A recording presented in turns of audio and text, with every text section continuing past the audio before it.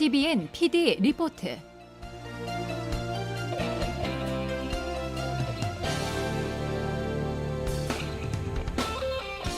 안녕하십니까. TVN 연중기획 PD 리포트 강원교통방송편의 진행을 맡은 김영주입니다. PD 리포트는 도로교통 안전과 관련된 기획 보도를 하기 위해서 마련된 특집 프로그램으로 오늘이 그 첫 시간입니다. 강원교통방송의 심우섭 PD 옆에 나와 있습니다. 안녕하세요. 네, 안녕하세요. TVN PD 리포트 강원교통방송편의 취재와 보도를 맡은 심우섭 PD입니다. 네, 심우섭 PD가 취재한 PD 리포트. 이 시간 주제는 중증 질환자의 운전에 대한 이야기죠. 네, 맞습니다. 지난해 여름이었죠. 부산에서 뇌전증 환자가 일으킨 사고 때문에 23명이 죽거나 다치는 대형 사고가 발생하면서 이 중증 질환자가 운전하는 것에 대한 사회적인 관심이 집중돼 있습니다. 네.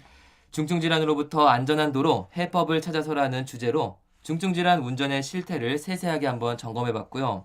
또 중증 질환 운전자의 교통사고 사례를 통해 운전면허 관리의 현 주소와 함께 관련 법과 제도가 정착되기까지 어떤 부분이 필요한지 개선돼야 할지 취재해봤습니다. 네, 지금부터 본격적으로 이야기를 나눠보려고 하는데요. 네. 일단 운전하는 행위가 금지되거나 제한되는 중증 질환자라고 한다면 어떤 병을 앓고 있는 분들이 포함되나요? 자, 도로교통법과 도로교통법 시행령을 보시면 잘 나와 있는데요. 네. 이 법 규정을 보면 이성적으로 분명한 판단을 할 수 없는 정신 건강 상태가 중증 질환자 범위에 포함되어 있습니다. 네, 그렇군요. 자세한 내용은 강상구 변호사를 통해서 들어보겠습니다. 도로교통법 제82조 제1항 제2호에서는 교통상의 위험과 장애를 일으킬 수 있는 정신질환자 또는 뇌전증 환자로서 대통령령으로 정하는 사람은 운전면허를 받을 수가 없습니다. 그리고 대통령령인 도로교통법 시행령 제42조 제1항에서는 치매, 정신분열병, 분열형 정동장애, 양극성 정동장애, 재발성 우울장애 등의 정신질환 또는 정신발육지연, 뇌전증 등으로 인하여 정상적인 운전을 할 수 없다고 해당 분야 전문의가 인정하는 사람이라고 하여 운전면허 취득이 제한되는 정신질환자의 범위를 구체적으로 명시하고 있습니다. 이에 해당되는 사람이 자신의 병력을 속이고 운전면허를 취득하거나 갱신할 경우 거짓 또는 부정한 수단으로 운전면허를 받은 것에 해당되므로 도로교통법 제152조에 따라 1년 이하의 징역 또는 300만 원 이하의 벌금에 처해질 수 있습니다. 설명 가운데 정신분열병은 요즘은 조현병이라고 부르고 있는 질환이고요. 뇌전증은 예전에는 간질이라고 불렸습니다. 사회적인 인식과 편견, 선입견 때문에 이름이 바뀐 것으로 보시면 되겠습니다. 네, 조현병과 뇌전증, 최근 들어서 사회적으로 관심이 매우 높은 질환이죠. 그렇습니다. 오늘 이 PD 리포트에서도 뇌전증과 조현병 같은 정신질환과 관련한 내용을 중심으로 도로교통 안전을 한번 점검해 보려고 합니다. 네, 좋습니다. 그렇다면 뇌전증과 조현병이 무엇인지부터 살펴봐야 할 것 같은데요. 네. 어떤 증상들 때문에 도로교통법이나 도로교통법 시행령에서 운전을 제한하거나 금지하고 있는 걸까요? 우선 뇌전증과 관련한 내용은 전문의를 통해서 한번 들어보겠습니다. 연세대학교 원주의과대학 학장 이강현 교수입니다. 뇌전증은 수천억 개의 우리 뇌신경 세포 중에 일시적으로 불규칙적으로 이상 성분이 발작적으로 나타나는 현상으로 2번 이상 발작이 자발적으로 반복하여 생기는 것을 뇌전증이라고 하고, 이 뇌전증은 운전 중에 교통사고 발생률이 7배 더 높다고 하겠습니다. 이 뇌전증을 앓고 있는 현재 사람들은 약 30만 명으로 구매가 추정이 되고 있습니다. 역사적으로 보면 뇌전증 앓았던 유명인들은 많습니다. 프랑스의 나폴레옹이라든지 소크라테스, 또 비센트 반 고흐, 차이콥스키, 다이너마이트를 만든 노벨 등 유명한 사람들이 많은데, 이런 분들이 운전을 할 시에 사고 일이 없다고 보시면 됩니다. 네, 뇌전증은 발작과 경련, 그리고 의식장애 같은 증상이 나타납니다.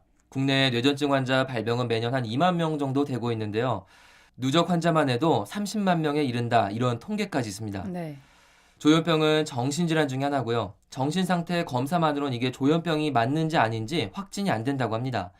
내과와 정신과 질환에 대한 감별이 동시에 이루어져야 하고요. 대표적인 증상으로는 망상과 환각을 들 수가 있습니다. 네.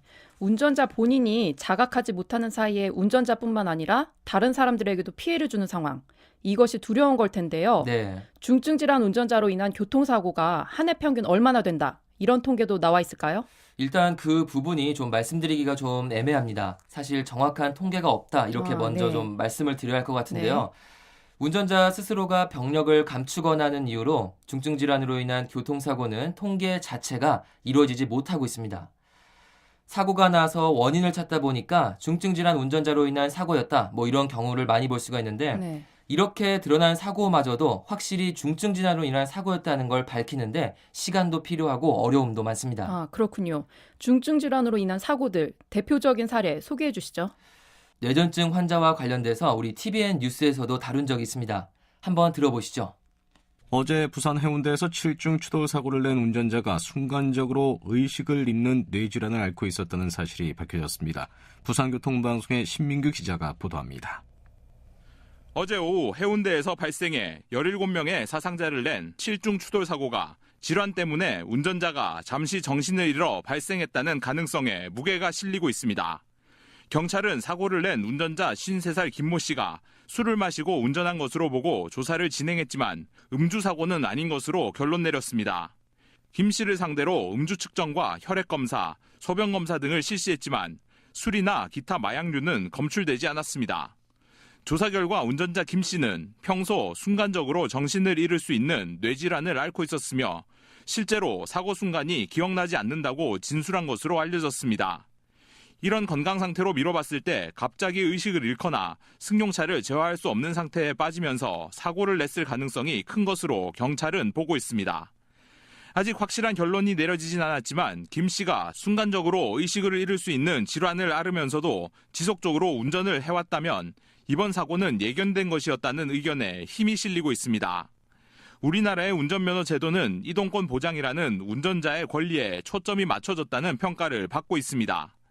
지병이 있더라도 관리를 잘하면 운전하는 데 지장이 없는 만큼 현행 운전면허 제도 자체는 문제가 없다는 것이 정설입니다. 전문가들은 운전자들이 운전 자체를 너무 쉽게 생각하고 자기 관리에 소홀하다는 점을 지적합니다. 도로교통공단 부산지부 김경수 교수입니다. 교통사고라는 것은 한 번에 선량한 아무런 잘못이 없는 사람이 희생될 수 있다는 생각을 한다면 자제가 됐었어야 되는 거죠. 스스로의 어떤 관리, 스스로에 대한 어떤 제어 이게 필요한데 그냥 시동만 켜면 운전할 수 있는 거다 보니까 운전을 너무 쉽게 생각하는 것 같다라는 것입니다. 운전면허가 있더라도 건강에 문제가 있다면 스스로 운전대를 잡지 않는 운전자 의식 개선이 필요한 시점입니다. 네, 작년에 부산 해운대구에서 있었던 사고. 저도 이 영상을 봐가지고 좀 약간 네. 충격적이었는데요. 뇌전증 운전자의 사고 뉴스였네요.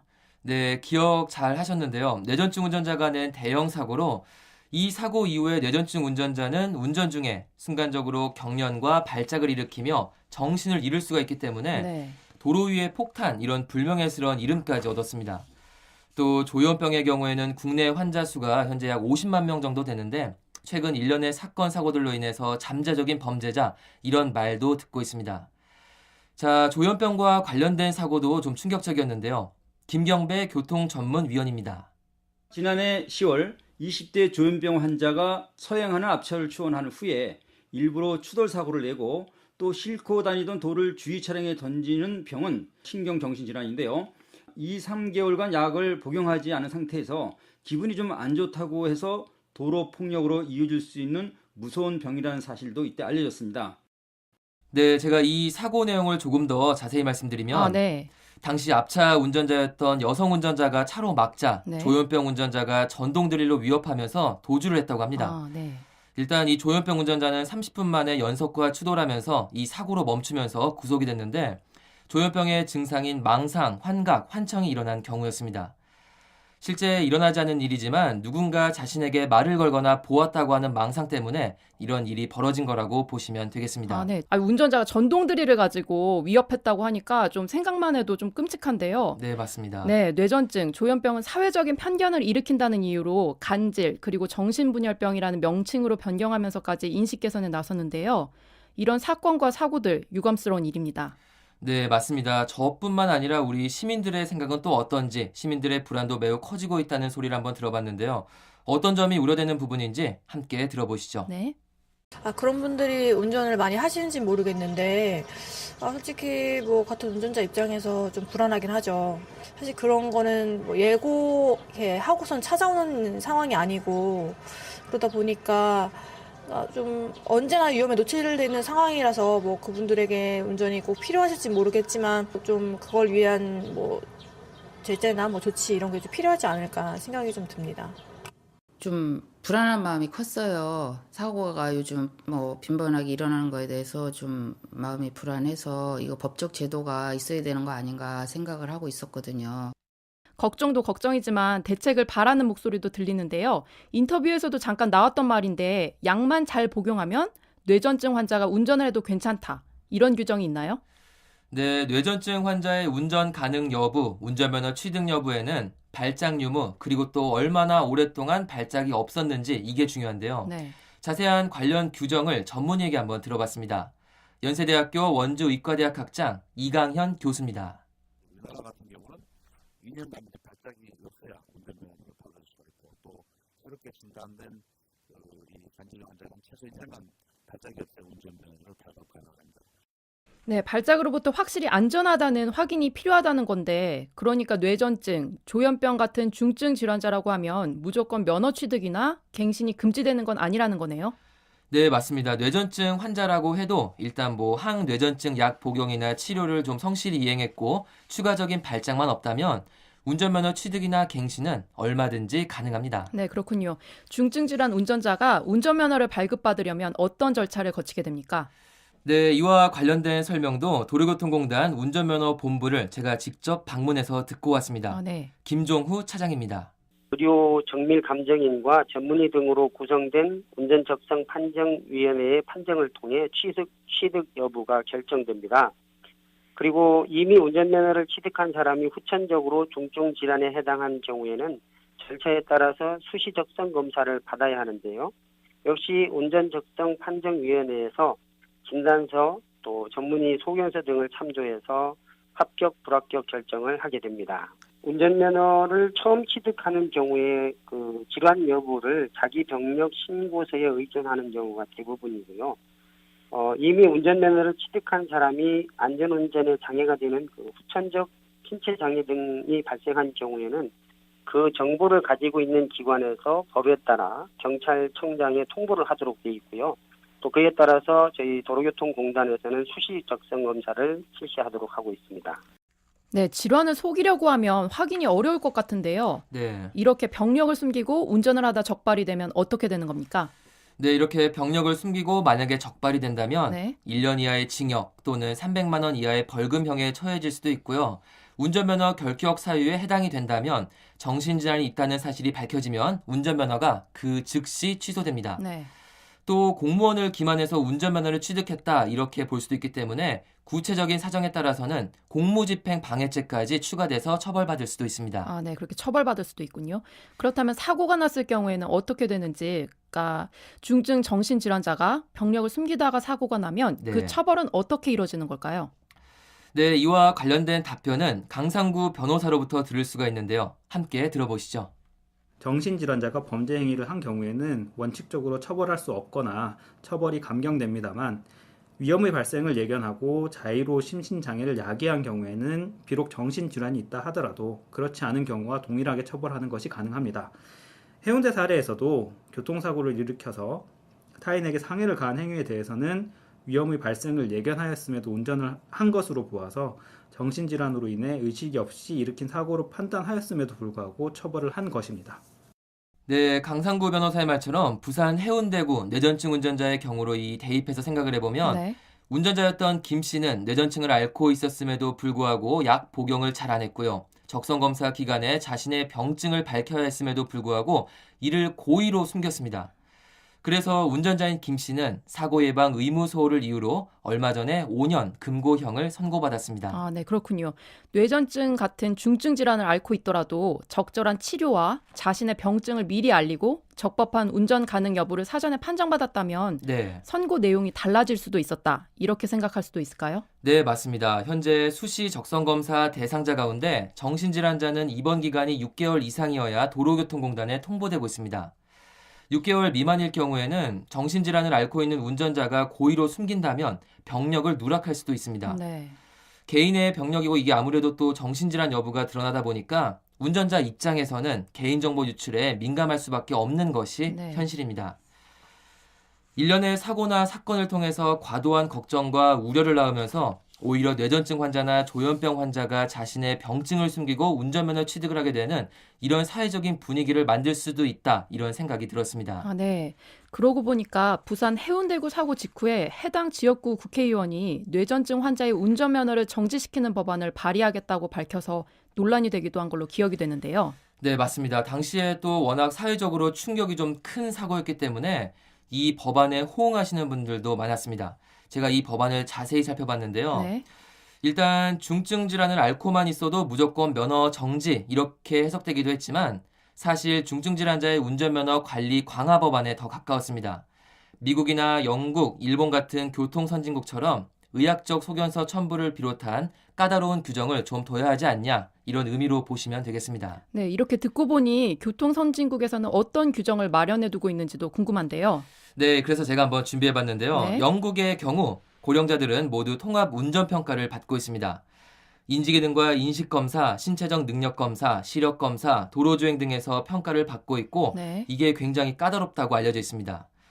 일본의 경우에는 70세 이상 운전자는 3년마다 면허를 갱신하면서 치매검사 같은 정신질환 검사를 의무화하고 있고 또 마지막으로 호주에서는 80세 이상 운전자는 면허 갱신을 할 때 의료 증명서를 제출해야 하고요.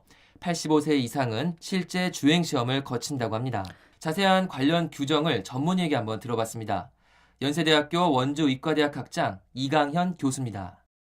영국 같은 경우는 이제 좀 더 이 규정이 더 강화되어 있는데 10년 이상 발작이 없고 약을 끊고 발작이 없는 경우에 이제 운전면허가 제각각이 이것을 넘기면 이제 1,000파운드 정도의 벌금과 사고시 보험 적용이 안 되고 미국도 이제 격주마다 조금 차이가 있겠습니다. 그래서 이 뇌전증 같은 경우는 이제 운전 중에 발생 시에 상당한 위험이 있기 때문에 나라별로 어떤 그 운전에 대한 그런 규제를 하고 있고요. 네, 아무래도 이제 연령에 따라서 이런 질환이나 병을 앓고 있을 확률이 높다 보니까 이런 거를 이제 증명서를 이제 제출하는 것 같은데요. 저희 역시 도로교통 안전을 위해서는 궁극적으로 이렇게 꼼꼼한 검사와 평가가 수반이 돼야 하겠구나 싶습니다. 네, 이런 해외 사례를 참고해 보셔도 좋고요. 네. 또 국민과 각계각층의 지적과 의견을 수용해서 지난달 21일이죠. 도로교통공단이 운전면허 적성검사와 관련한 개선안을 국회에 입법 발의했습니다. 네. 자세한 내용은 도로교통공단의 운전면허본부 김종우 차장입니다. 네, 신체 검사 없이 재발급하는 2종 운전면허 갱신 시 적성검사 제도 도입하는 방안이 있고요. 또 뇌전증, 치매 질환, 정신질환 등 중증 질환자에 대한 조건부 면허제에 대한 법적 근거도 현재 마련 중에 있습니다. 신체 검사는 이 국민 편의를 위해서 국가 건강검진 결과서로 대체를 하고 있습니다만 현재 시력, 청력 검사 위주인 신체 검사 항목을 좀 더 개선을 해서 면허 종별, 연령별 차별화된 적성 검사 항목을 개발하는 것도 현재 추진하고 있습니다. 그리고 운전 부적격자에게 운전면허가 발급되는 사례가 없도록 2015년부터는 국민연금공단과 정보 공유 시스템을 구축해서 운영하고 있고요. 2016년도에는 보건복지부와 시각장애인 정보를 각각 공유해서 운전 부적격자가 운전면허를 발급받는 일이 없도록 최대한 노력을 하고 있습니다.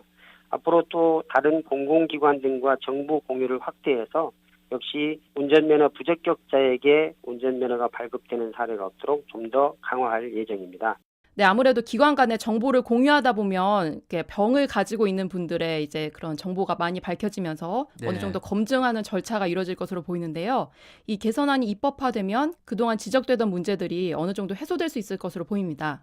네, 맞습니다. 아울러 이 도로 위의 시한폭탄, 잠재적 범죄자, 이런 사회적인 낙인이 찍혀버렸지만 실제로 뇌전증과 조현병 운전자로 인한 사고가 일반적인 교통사고나 음주운전으로 인한 사고보다 훨씬 더 적게 일어난다는 것도 생각해 주시면 좋겠습니다. 네. 뿐만 아니라 운전자 개인의 양심에 맡겨야 하는 부분도 있을 테고요. 관계기관들끼리 꼭 필요한 수준의 조건부 의료정보 연계, 이것도 중요하지 않을까 생각됩니다. 네, 꼭 필요한 수준, 관계 기관 간의 이제 조건부 의료 정보 연계라고 한다면 네. 어느 정도까지 정보 공개를 해야 되는 걸까요? 네, 일단 면허 취득이나 갱신을 할 때 뇌전증이나 정신질환자를 구분하려면 국민건강보험공단의 의료 정보를 부분적으로 공유할 필요가 있고요. 네, 그렇죠. 현행 개인정보보호법, 또 보건의료기본법, 정신보건법과 충돌하는 부분이 조금 있습니다.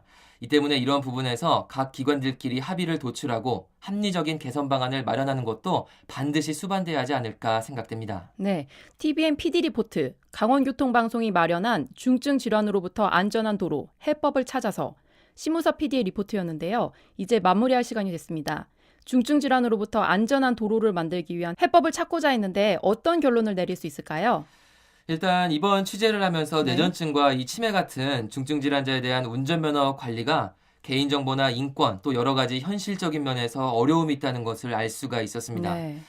또 한편으로는 중증 질환자 대부분이 관리만 잘 한다면, 약을 잘 먹고 치료만 잘 받는다면 운전을 비롯한 일상생활에 문제가 없다. 이것도 또 새롭게 알게 된 사실이었습니다. 네. 그리고 또 취재 과정에서 교통 선진국이라고 불렸던 일본과 독일도 예전에 우리와 비슷한 사례가 있었고 당시에 사회적인 문제가 된 적도 있다고 하는데요. 이때 발생했던 문제점을 함께 해결하면서 오늘날의 교통 선진국으로 자리매김하지 않았을까 이런 생각을 해보게 됐습니다. 네. 교통 관련 문제는 어느 한 사람, 한 기관이 해결할 수 있는 게 아니라 우리 모두의 관심과 노력이 필요하다는 부분에서 사회적인 합의가 이루어져야 한다. 이렇게 다시 한번 강조해 보겠습니다. 네, TBN 한국교통방송의 전국 11개 네트워크가 도로교통 안전을 지키자는 의미에서 마련한 TBN PD 리포트.